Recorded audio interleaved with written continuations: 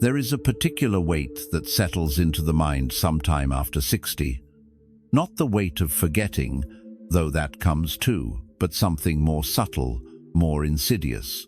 It is the weight of thoughts that circle endlessly, like birds unable to find a place to land. You sit in your favorite chair, the one that has molded itself to your body over the years, and your mind begins its familiar routine. Did I say the right thing at dinner last week? Should I have handled that conversation with my daughter differently? What if the medical test comes back with bad news? What will happen when I can no longer drive? The questions multiply, branch into other questions, and before you know it, an hour has passed, and you are exhausted from doing nothing but thinking.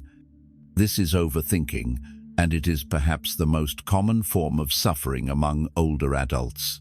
Not the dramatic suffering of loss or illness, though those are real, but the quiet, grinding suffering of a mind that will not rest. Through the lens of Buddhist wisdom, we begin to understand that this overthinking is not a flaw in your character, not a sign of weakness or aging decline, but rather a very human response to the nature of existence itself. The Buddha taught that the mind, left untended, is like a wild monkey swinging from branch to branch, never still, always grasping, and in later life, when the external world slows down but the internal world does not, this wild monkey finds more time to create chaos. What if I told you there is one question, simple and profound, that can interrupt this cycle? One question that has been at the heart of Buddhist practice for thousands of years, refined through meditation halls and mountaintop retreats, tested by countless practitioners who discovered that peace is not the absence of thoughts, but a different relationship with them. This question does not require you to stop thinking. That would be impossible and, frankly, undesirable. Instead, it offers you a doorway into presence, into the kind of calm awareness that many spend their whole lives seeking. The question is this: is this thought useful right now? These 6 words contain within them a complete practice, a way of relating to your mind that transforms overthinking from a prison into a weather pattern you can observe without being swept away. But before we explore how to use this question, we must first understand why overthinking becomes particularly intense after 60, and what Buddhist wisdom teaches us about the nature of thoughts themselves. The overthinking epidemic in retirement. Something happens when the structure of work falls away. For decades, your days had shape, meetings, deadlines, obligations. Your mind had external anchors, places to direct its attention. Even if you did not love your work, it provided a framework.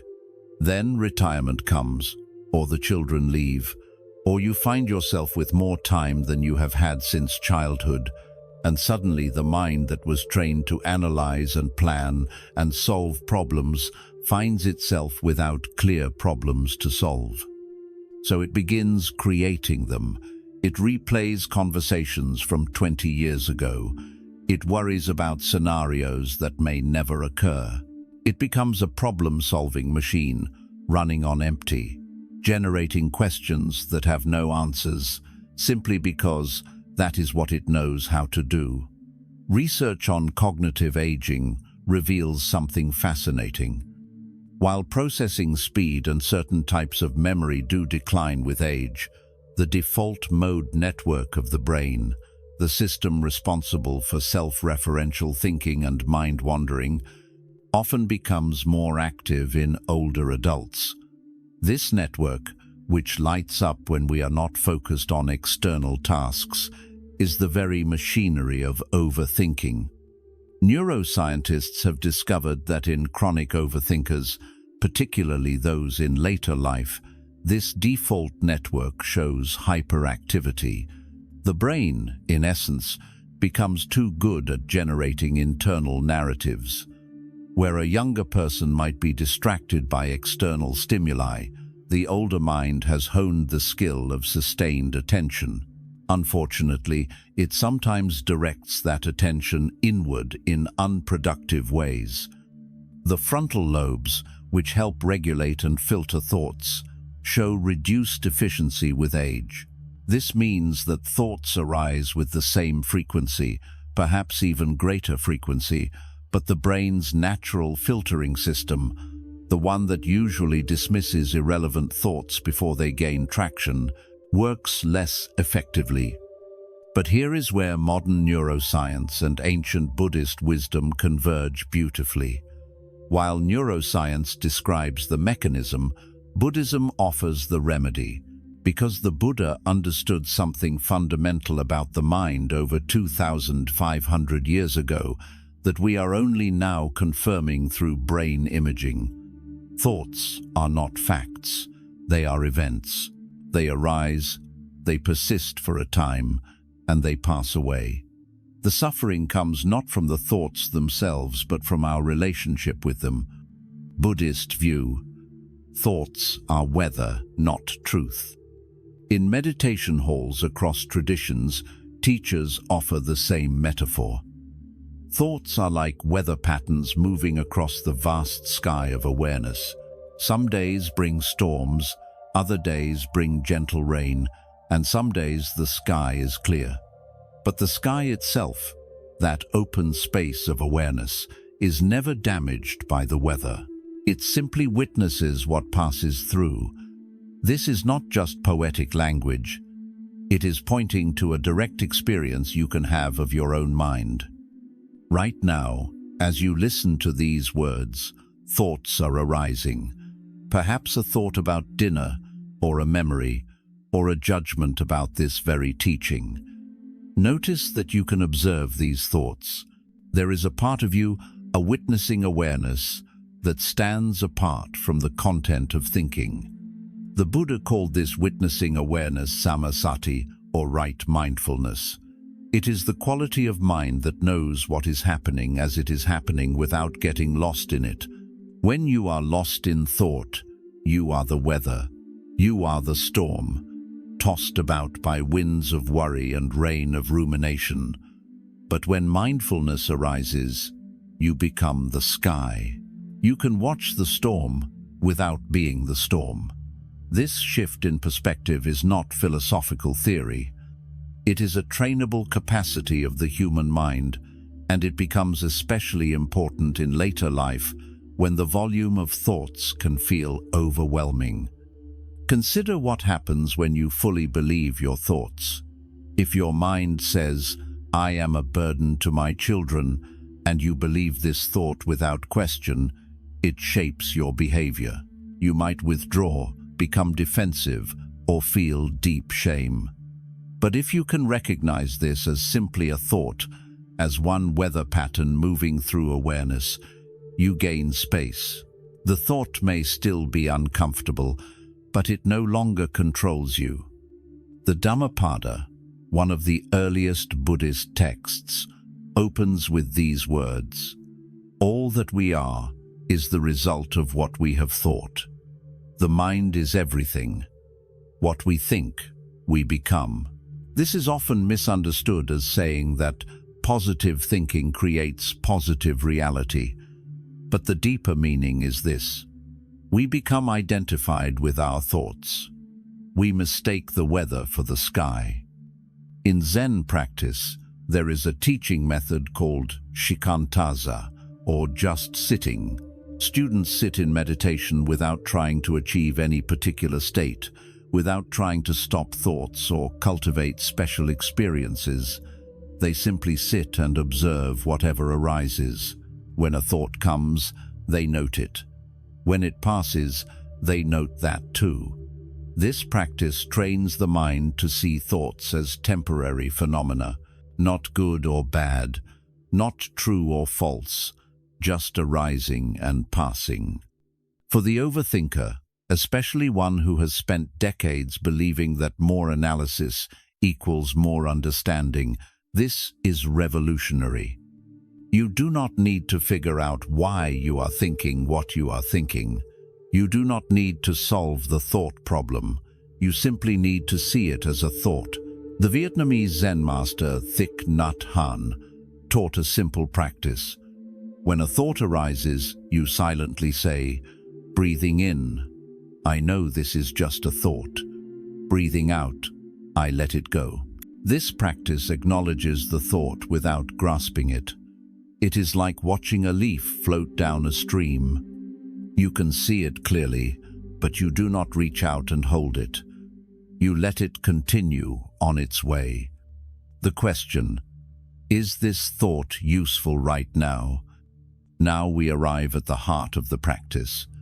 The question that can transform your relationship with overthinking.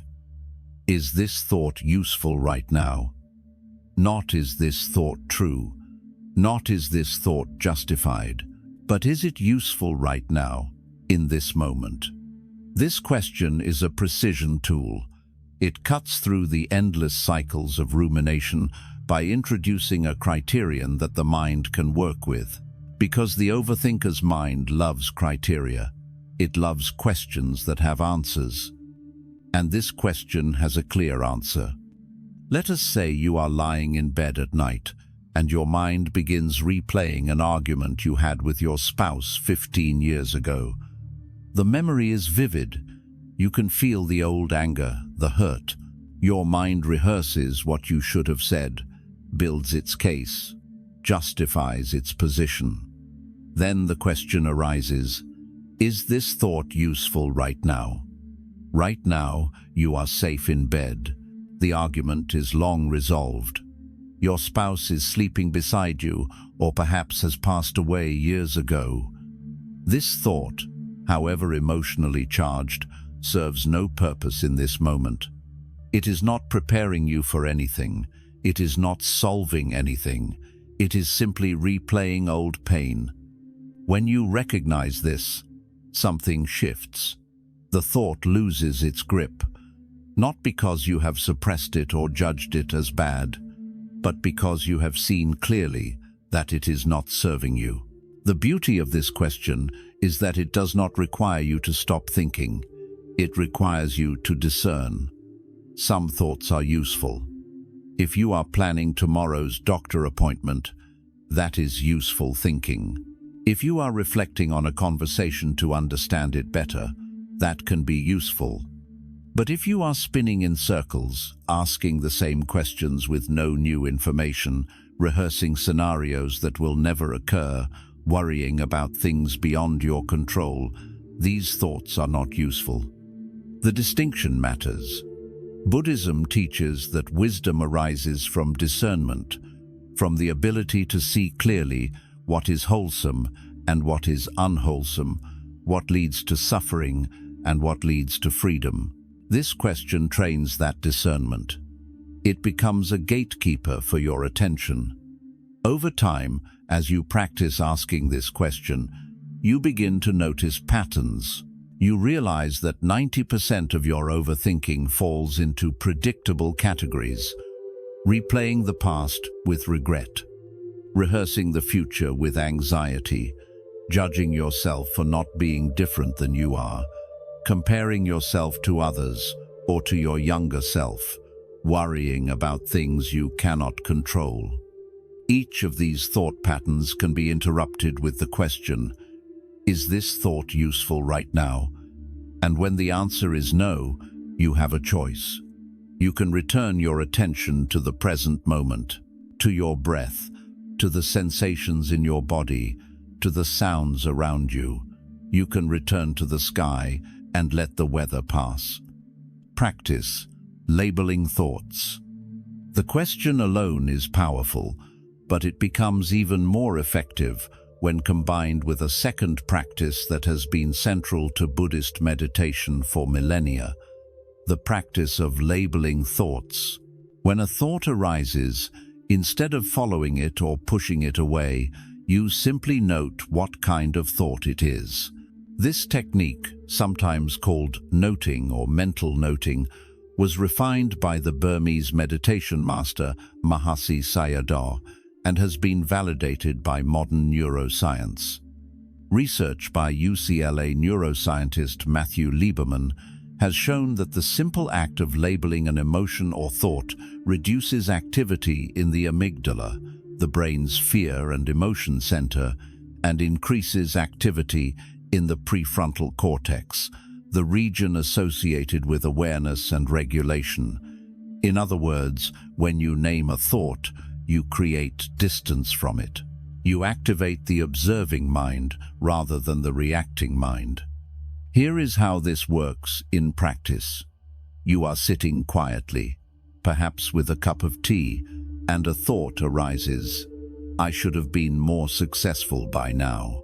Instead of diving into this thought, analyzing why you feel this way, comparing yourself to others, or sinking into shame, you simply label it: planning thought, or worry thought, or judgment thought, or comparison thought.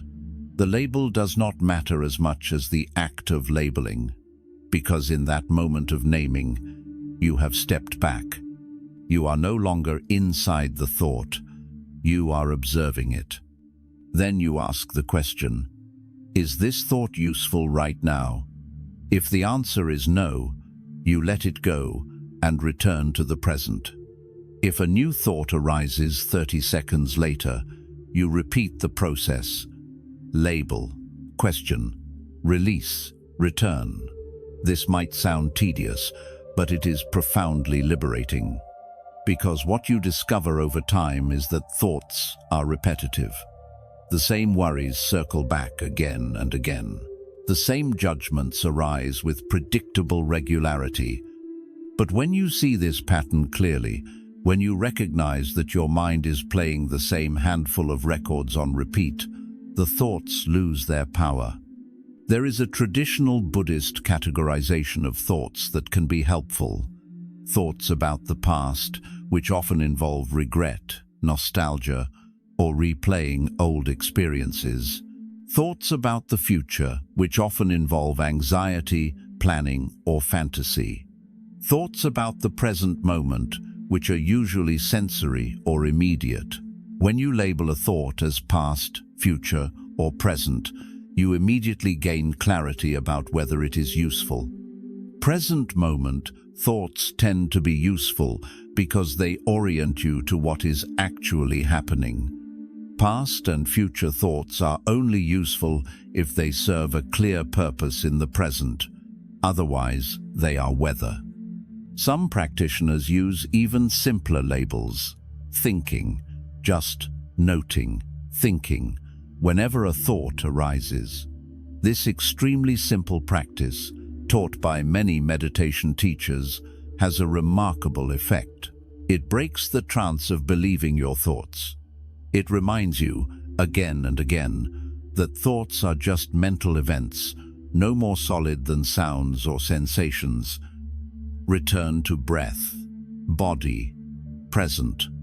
Once you have labeled a thought and determined it is not useful, the question becomes, where do you place your attention?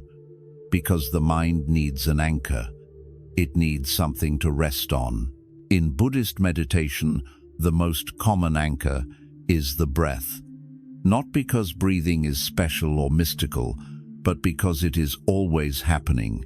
It is always available. It is always in the present moment. The breath is the bridge between the body and the mind, between the conscious and the unconscious, between the past and the future. When you bring your attention to the breath, you are choosing to be present. You are choosing the sky over the weather. The practice is simple but not easy.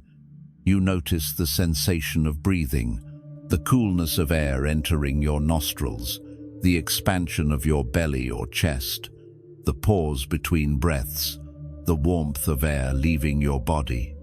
Your attention will wander. A thought will arise and pull you away. This is not failure. This is the practice. Every time you notice you have wandered, you simply return. Label the thought. Ask the question, Return to the breath. The Buddha taught this practice in the Anapanasati Sutta, the discourse on mindfulness of breathing.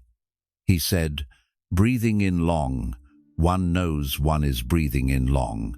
Breathing out short, one knows one is breathing out short. This is not about controlling the breath. It is about knowing the breath, about being present with what is already happening. Over time, this practice calms the nervous system.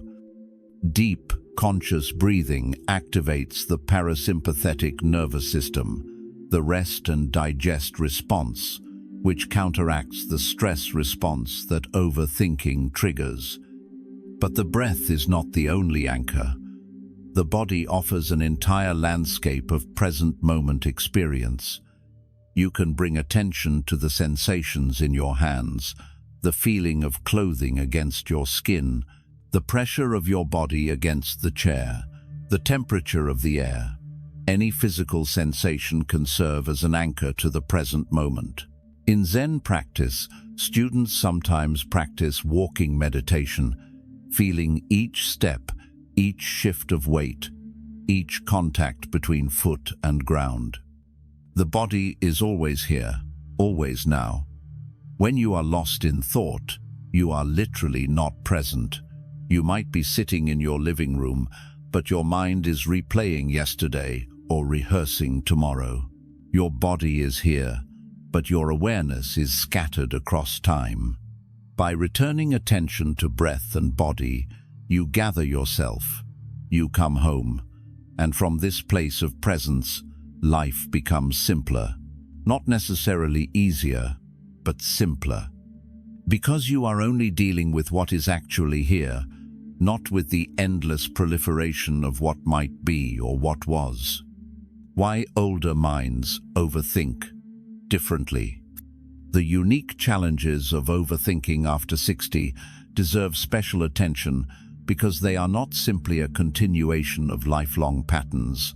The aging brain processes thoughts differently, and understanding this can help you work with your mind more skillfully. As we explored earlier, the default mode network becomes more active, but there is more to the story. Research shows that older adults tend to engage in more autobiographical reflection. The mind naturally reviews life, searching for meaning, trying to integrate experiences into a coherent narrative. This is not pathological. It is actually a developmental task of later life, what psychologist Erik Erikson called ego, integrity versus despair. The mind asks, did my life matter? Did I make the right choices? What does it all mean? These are profound questions, worthy of contemplation, but they can easily tip into rumination. The difference is subtle but important. Reflection serves a purpose. It leads to insight, integration, perhaps even wisdom. Rumination spins in circles. It asks the same questions without reaching new understanding. The question, is this thought useful right now? Helps you discern whether you are engaged in reflection or rumination. If you are genuinely learning something, gaining insight, or processing an emotion, the thought is useful. But if you are simply churning through the same material for the 100th time, it has become rumination. The cognitive changes of aging also affect how thoughts arise. With slower processing speed, thoughts can feel stickier, they linger longer. The mind has more time to elaborate on them before the next thought arrives.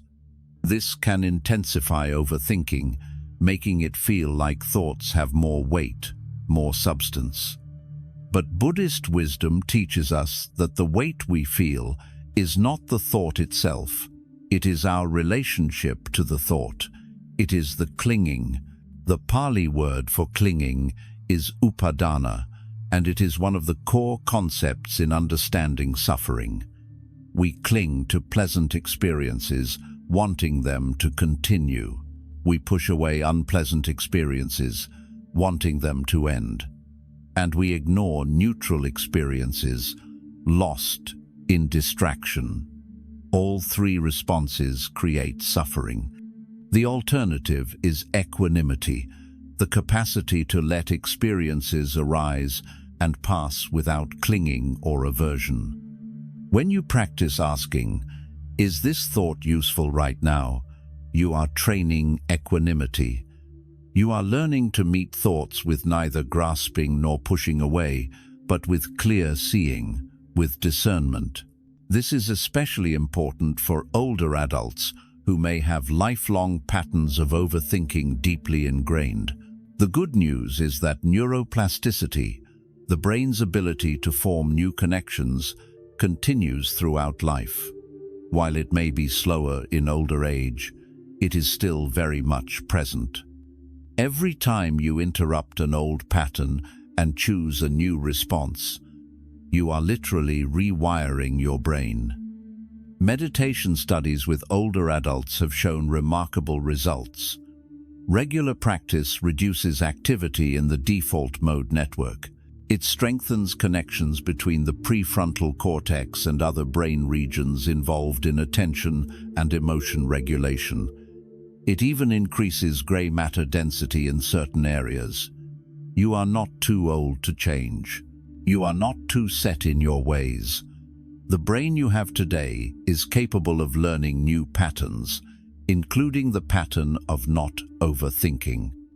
The deeper teaching here is that aging itself can be a form of spiritual practice.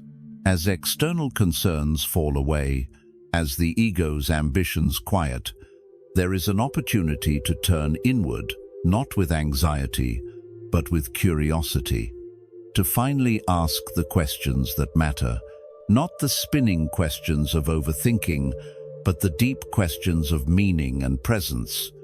Who am I beyond my roles and achievements? What remains when everything else falls away? How can I be at peace with what is? Wisdom does not come from having lived a long time. It comes from learning to be present with life as it unfolds. An 80-year-old lost in regret and worry has not gained wisdom, but an 80-year-old who can sit quietly with a cup of tea, watching thoughts arise and pass like clouds, who can smile at the mind's endless inventions and return again and again to the breath, to the body, to this moment. This person has touched something that no amount of analysis can provide. They have touched peace. The path forward, living with less noise. What would your life be like if you spent even 20% less time overthinking? What would open up in that space? Perhaps more presence with loved ones, perhaps more enjoyment of simple pleasures, perhaps more energy for the things that truly matter, perhaps just more peace, that deep inner calm that comes when the mind is no longer at war with itself. The practice I have shared is not complicated, but it requires consistency. Like any skill, it develops with repetition. Begin small. Choose one period of the day, perhaps morning or evening, when you commit to asking the question. When you notice yourself caught in overthinking, pause. Label the thought. Ask, is this thought useful right now? If the answer is no, return to the breath. Do this once, and you have succeeded. Do it twice, and you are building a new pattern. Do it 100 times, and you are rewiring your brain. Over weeks and months, you will notice changes. The thoughts still come, but they have less power. The space between thoughts grows wider. You catch yourself sooner before diving deep into the spiral. And perhaps most importantly, you begin to trust the present moment. You begin to realize that this moment, just as it is enough. You do not need to escape into past or future. You do not need to solve everything or understand everything. You can simply be here, breathing, alive, aware. The Buddha taught that the end of suffering is possible, not through escaping life, but through seeing it clearly. When you see that thoughts are just thoughts, that they arise and pass like everything else in this world of constant change, you stop giving them so much authority. When you ask, "Is this thought useful right now?" you are exercising a fundamental human capacity. The capacity to choose where to place your attention. Viktor Frankl, who survived Nazi concentration camps, wrote that between stimulus and response there is a space. In that space is our power to choose our response. In our response lies our growth and our freedom. This is that space. The question creates the space, and in that space you are free. Free from the tyranny of the thinking mind. Free to simply be. So I invite you to try this practice, not because I am telling you it will work, but because you can discover for yourself whether it works. Buddhism has always been empirical in this way. The Buddha said, "Do not believe anything simply because I said it. Test it, try it, see if it brings more peace, more clarity, more freedom, and if it does, continue. If it does not, put it aside and try something else." But I can tell you this, countless practitioners over thousands of years have found that this simple question, combined with the practice of returning to breath and body, has transformed their relationship with their minds. Not by stopping thoughts, which is impossible and unnecessary, but by changing the power thoughts hold, by learning to live as the sky rather than as the weather. This is the path of wisdom. This is the path of peace. And it is available to you right now, in this very moment. All you need to do is ask, "Is this thought useful right now?" If you found this teaching helpful, I invite you to take a moment to reflect on your own patterns of overthinking. What thoughts circle most frequently in your mind? Can you begin to label them, to see them as weather patterns rather than absolute truth? The journey from overthinking to presence is not a journey you take alone. It is a journey that millions have walked before you, and millions more will walk after. But it begins with a single breath, a single question, a single moment of choosing presence over proliferation. May you find peace in the space between your thoughts. May you rest in the vast sky of awareness. And may you discover that the silence you have been seeking has been here all along, waiting beneath the noise.